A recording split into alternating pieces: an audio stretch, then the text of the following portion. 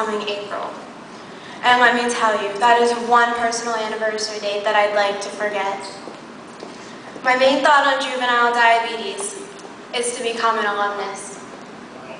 When I was first diagnosed and still in Children's Hospital, I told my parents that God gave me diabetes so I could educate the world on diabetes and help find a cure. Not a bad outlook for a 4-year-old, huh? When I was diagnosed with juvenile diabetes, I could barely pronounce the word, let alone understand what it was. The night before that fateful doctor visit, I was eating pizza, piece for piece, with my dad. When I asked for my 5th piece of pizza, my dad made the comment that he swore I had diabetes. With the doctor appointment already scheduled, I decided to ask my dad to take me. He had never been to the doctors with me before, so this was new to him. After the doctor gave the diagnosis, I knew why I had asked my dad. He took it hard, but in a stride as not to alert me. My mom, who on the other hand was a nurse, was crying hysterically by the time we got home. Wow, what a start to a new life. Well, here I am today, blessed to have the opportunity to speak with you. Having diabetes is a fight every day. I check my blood sugar 6 to 8 times per day, and that does not include the checks that my mom and dad do at 2 a.m. almost every night. Things have gotten better for me personally. I used to have to give 3 insulin injections every day. Now I use an insulin pump and change injection sites every other day with a much bigger needle versus 3 shots per day. That has reduced my shots an equivalent of 6 to 1. All of these changes have helped me to be more of a young lady and to have fun. However, unfortunately, they are not a cure. Simply a means for me to stay alive and healthy until we can find a cure. Juvenile diabetes is a horrible disease. Every day, 40 children are diagnosed with this dreaded disease. Diabetes kills 1 American every 3 minutes.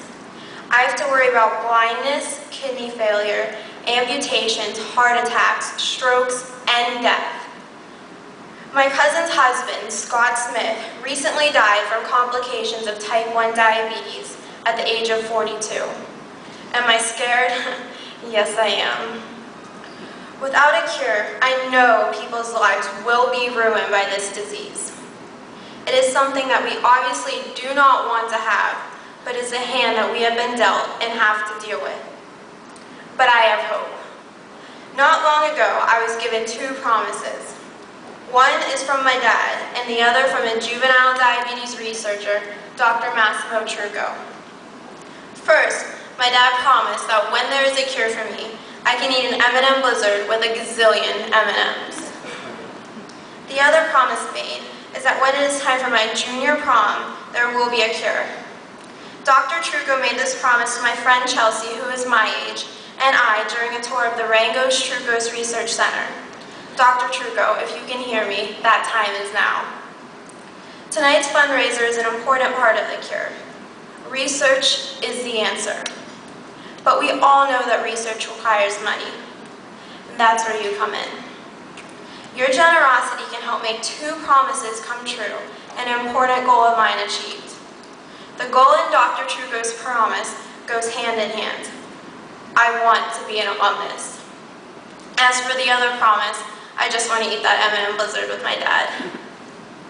I am asking all of you on my behalf and the 24 million Americans afflicted with juvenile diabetes, please help us with your financial contributions and your prayers.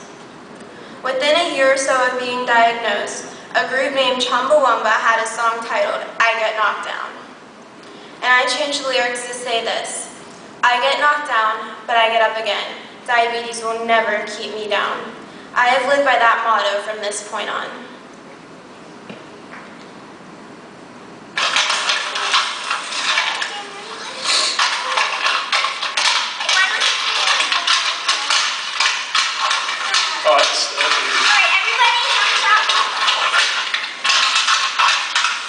That's a nice picture. Okay, yay! We are family. We love each other.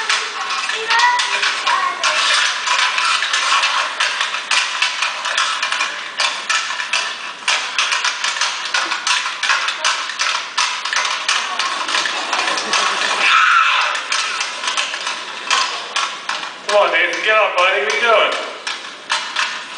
I get knocked down, I get up again. Diabetes won't have me down. Get knocked down, I get up again. Diabetes won't have me down. I get knocked down, I get up again. Diabetes won't have me down.